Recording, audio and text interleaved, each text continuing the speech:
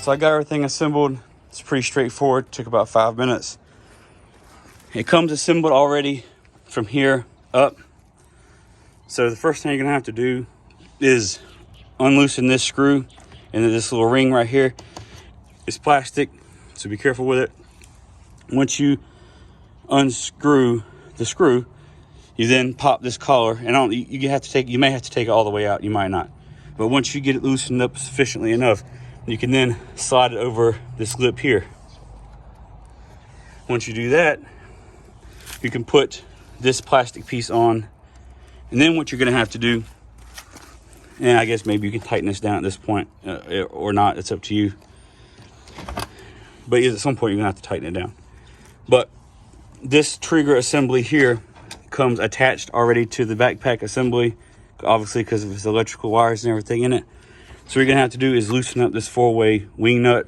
You take it off all the way, and then remove the bolt on the back side.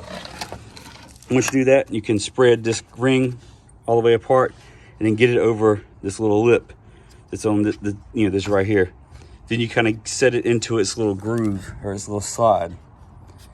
And then at that point, you can move it up and down this whole length here to get it to where you want it. Put the bolt back through the back side, screw down the wing nut, the 4-way wing nut as I like to call it. Next, you're gonna have the primary tube, which only has one channel, so you can't adjust this tube. This is gonna stay where it's at.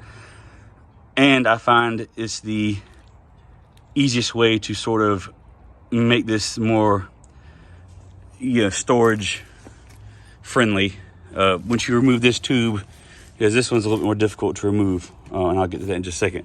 But you take this off, and this is not hanging out somewhere. You can put it back up, put it back somewhere without it sticking out too much.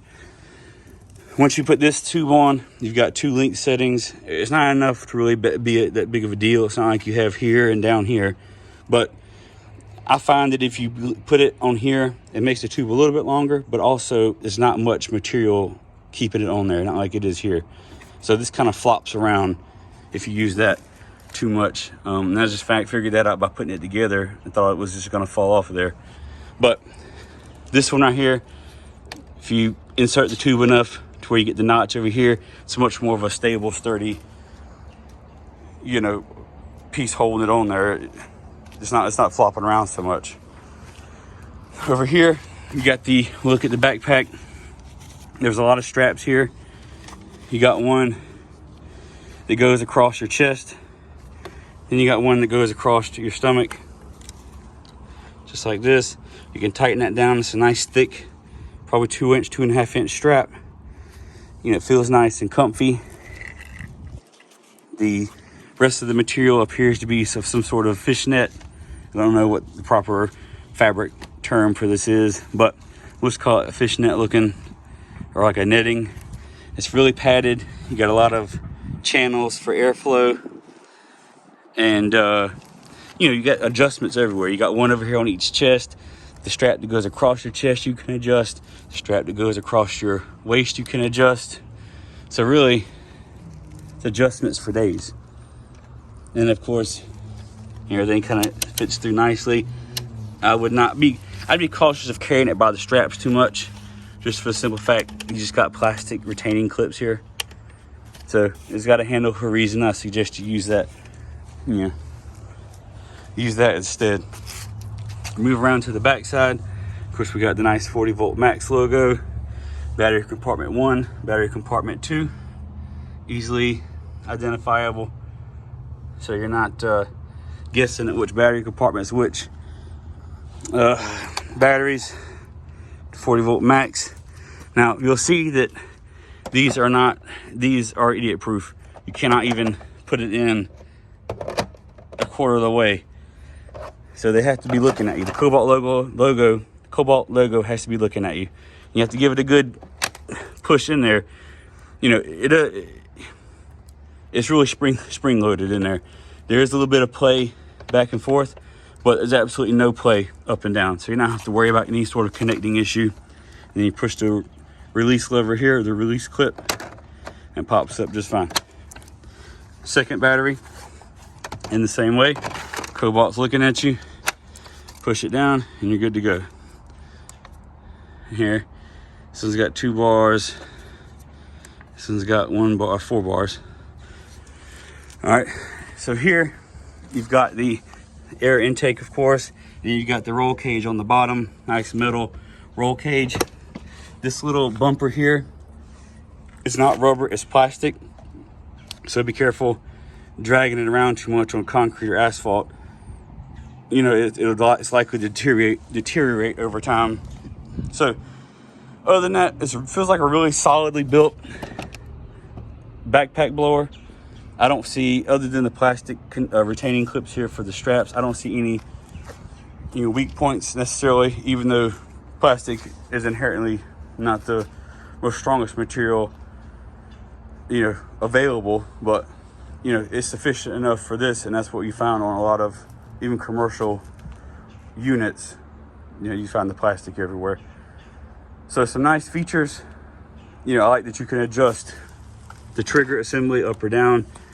Obviously, being able to adjust the tube to your height. If you're a little bit shorter, you're a little bit taller, you want a little bit more reach through the tube, you can use the last little notch here for the tube.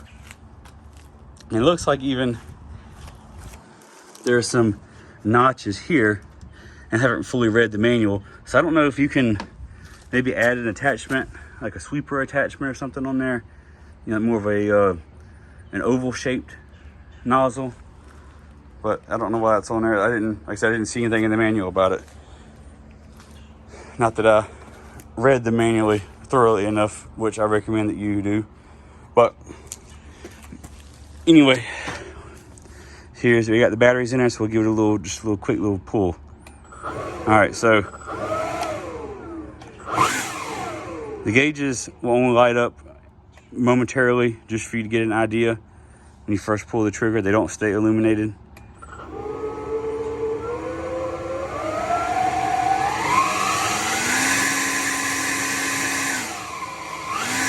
Now here we go with the turbo.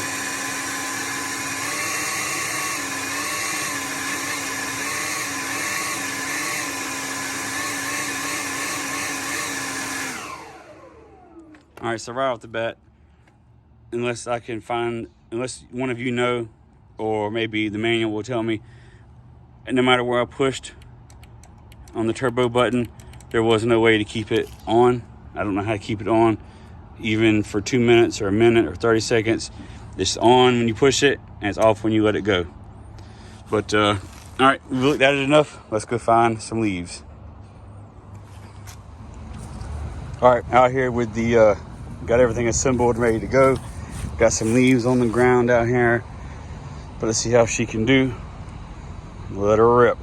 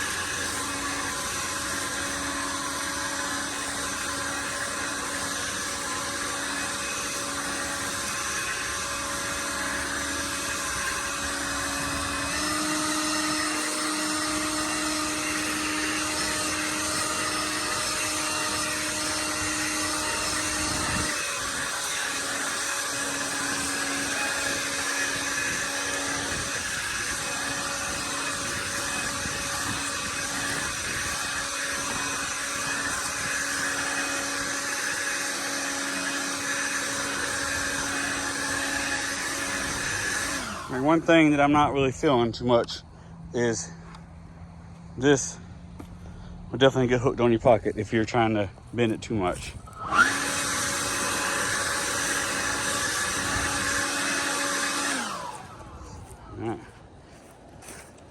Let's try these right here. All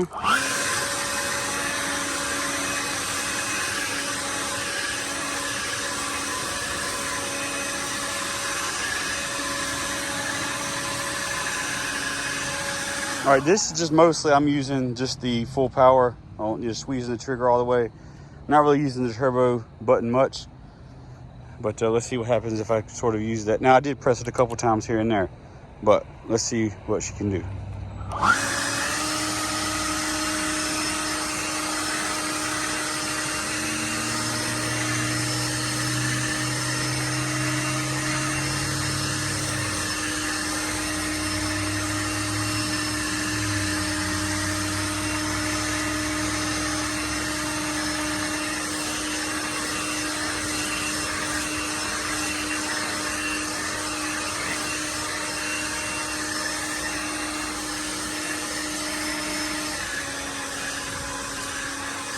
I don't really feel like I need to use, the high or the turbo button much. Just for the simple fact that it has enough CFMs just with the trigger.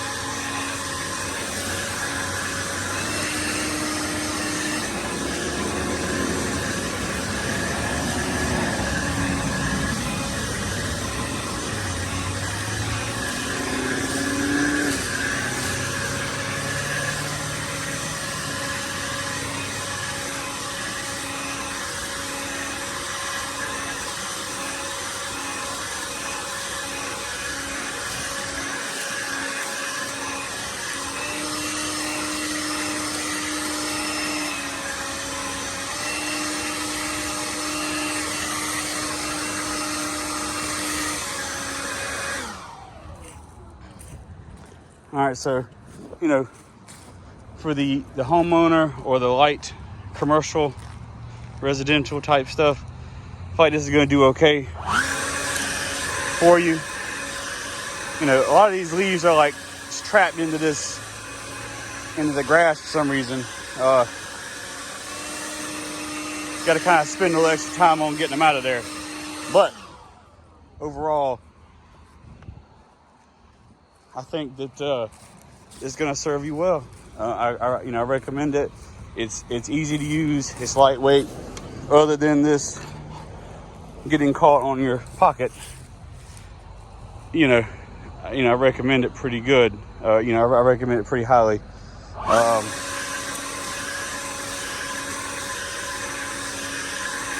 Certainly, if you're a homeowner, you can go outside every other day, just throw this on real quick, do a little bit of blowing. You don't have to worry about mixing any gas. If you have a 2-stroke blower, if you got a 4-stroke, you don't have to worry about cranking anything. You just put it on and go, squeeze the trigger and go. Charge the batteries at the end of the day, and you're done.